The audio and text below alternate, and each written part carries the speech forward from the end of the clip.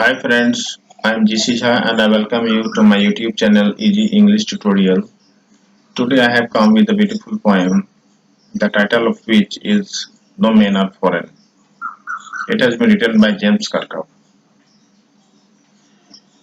So let us introduce the poem first. The title No Men Are Foreign means that no men belong to another country. The poet wants to say that all men are the same, all men are equal. He wants to promote the concept of universal brotherhood in this poem. The poet wants to tell us that everyone in this world is the same. All people, all men are same. They eat, live, die the same way. Everyone gets the bounties of nature like sunshine, land, etc. in equal measure. We can also say that it is a peace poem. Now let's go for your stanza-wise explanation of the poem. No Men Are Foreign, written by James Kirkup. Remember, no men are strange, no country is foreign.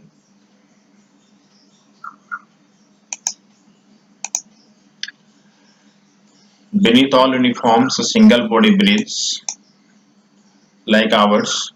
The land our brothers walk upon is earth like this, in which we all shall lie.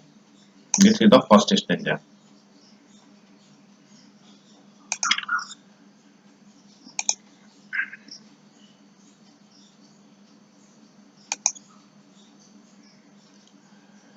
In the first line, the poet says that no men are strange and no country is foreign. So he is attempting to remove the borders from the earth which have been erected or made to separate different countries. Then only no country will be foreign.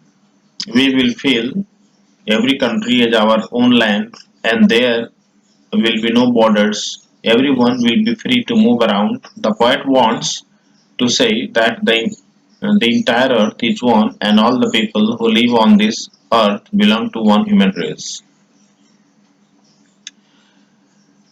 Then the poet says again that inside the uniforms worn by soldiers of different countries, the human being is the same.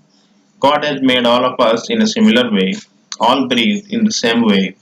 Then he says that all the soldiers are our brothers, they are like our brothers, and we all walk upon the same Mother Earth, and upon our death we shall lie in the grave in the same earth.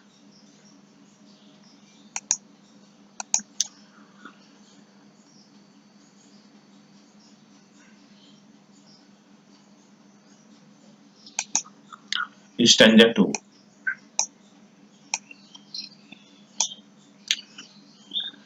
They too aware of sun and air and water are fed by peaceful harvests, by what's long winter starved. Their hands are ours, and in their lines we read a labor not different from our own. Here they refers to those people who belong to other countries. We call them foreigners and discriminate them and fight with them also. The poet says that nature has given her bounties, that is, her gifts, to all the people as she has given it to us. Everyone gets sunlight, air, and water in equal measure, which means that God does not differentiate between people from different countries. We also do farming during the time of peace when there is no war. We live a relaxed life and eat the things given to us by nature. Further, the poet says that the way we starve during wars and winter time is the same for those belonging to other countries. Even they don't get food at that time. So he wants to say that foreigners who belong to another country and we Both are the same. And then the poet says that even their hands are the same as ours. They work very hard, just as we do. They work very hard like we do. He is giving all these examples to convey to us that there is no much difference, or there is no difference between us and the people belonging to other country.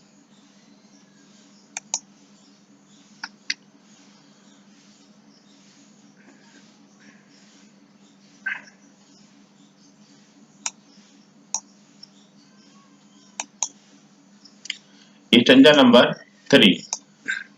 Remember that they have eyes like ours that wake or sleep, and strength that can be won by love.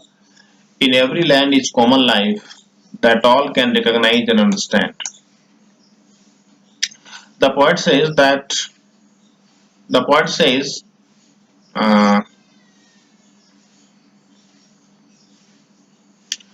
the poet asks the reader to remember something. He says that we should keep in mind that the people of another country whom we think to be our enemies have been bestowed by God with similar appearance. God has given them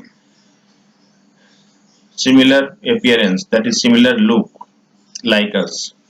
God has given them eyes like ours which open when awake and close when asleep. Similarly, He has given them strength which we can win through love. Then He says that in every country, in every land, in every country and in every land, there is one common thing, that is life. Life means all the things that are living. And if we can recognize them, and if we can understand their feelings and realize that they are all like us, then there will be no fights or wars between us.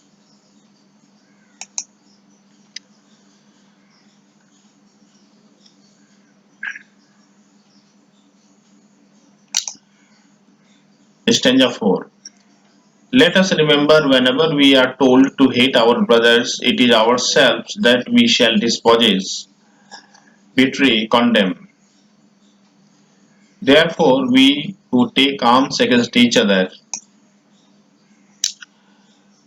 Through these lines, the poet says that we should remember that whenever someone tells us to hate a person from another country, to think him as our enemy, and whenever we think someone to be our enemy, then we deprive ourselves, we cheat ourselves, and we condemn ourselves. He says that we should stay away from such negativity.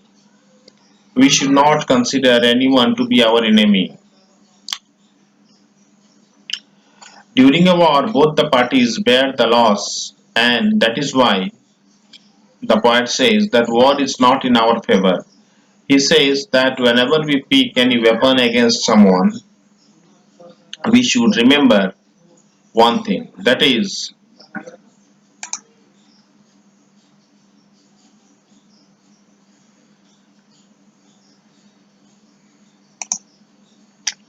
it is the human earth that we defile. Our hails of fire and dust outrage the innocence of air that is everywhere our own. Remember, no men are foreign and no country is strange. Defile means to make dirty or pollute. Outrage the innocence of means violate the purity of. We should keep in mind that whenever we pick weapons against any person, we make our earth dirty because weapons kill people and their bodies which fall on earth make it dirty. Whenever we fight a war, it leads to a lot of bloodshed, fire, and death. These dead bodies accumulate on the earth and it makes the earth impure. The fire of a war, the fire of war which erupts, the smoke which comes out, and the dust which fills the air It is so dirty that it pollutes and outrages the purity of the air. With all these things, the poet wants to give us a message that we should not indulge in war. Finally, he ends the poem by writing the first line in reverse and says that remember, no men are foreign and no country is strange.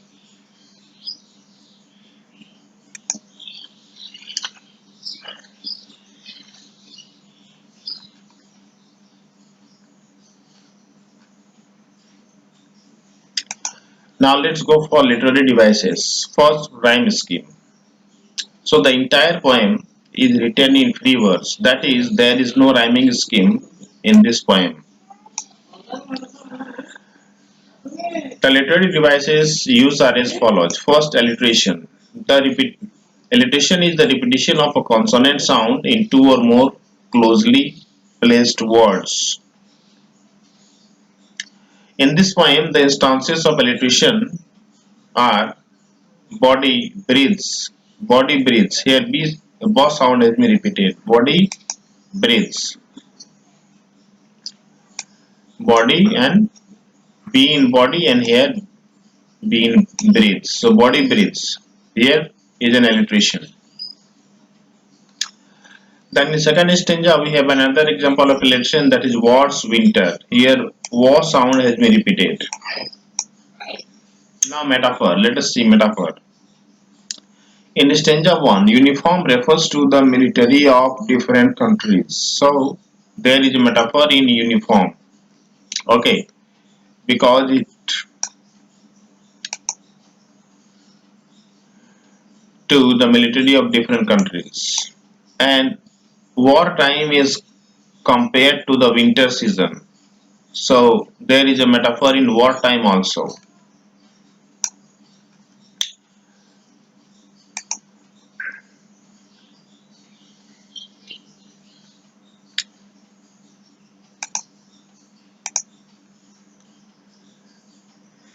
Repetition.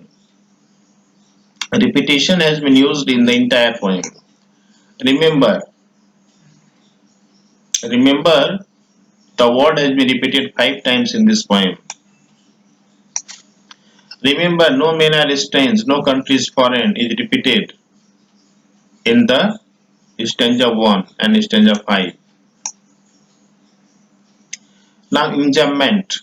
Enjambment is running lines of poetry from one line to the next without using any kind of punctuation to indicate a stoppage. Instances of enjambment in the poem are as follows. In stanza 1, line 2, 3 and 4, in stanza 2, line 3, 3, in stanza 3, line 1 to 3, there are enjambments. Similarly, in stanza 4 and stanza 5, also there are enjambments. Examples of enjambments. So I am showing you the enjambment. In stanza 1, you can see here is an enjambment because in these lines no stoppage has been marked, no punctuation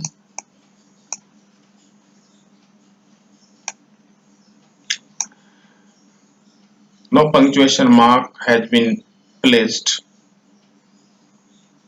here to mark the end of the lines. Similarly, in stanza 2,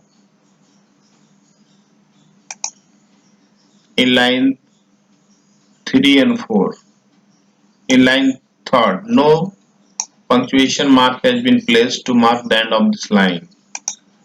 Similarly, in stanza 3, at the end of line 1, for line 4, second and third, no punctuation mark has been used to mark the end of the line. Similarly, in stanza 4,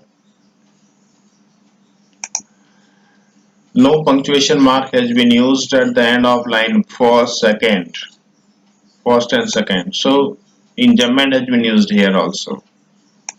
Similarly, enjambment has been used in the fifth stanza also, that is lines second. In line second, no punctuation mark has been used to mark the end of the line. So this was all about the enjambment. Now let's go for the summary of the poem.